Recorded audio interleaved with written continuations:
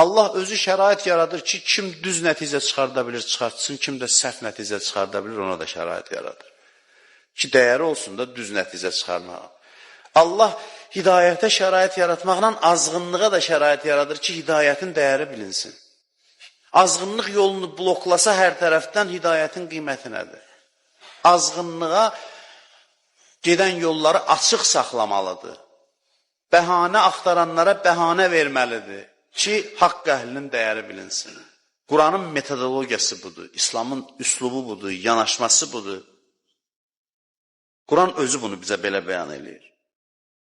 İmtihanda cavab şəffaf olsa imtihan anlamını itirər. İmtihan nədən ibarətdir? Müəmma həll eləməkdən. Hər şey aydın olsa, niyə görə 3 dənə cavab verir? Düzün yanında səhvləri də verir ki, səhv eləmə ehtimal olsun. Test belə olsun ki, bir sual və doğru cavab. Nə oldu? İmtihan oldu.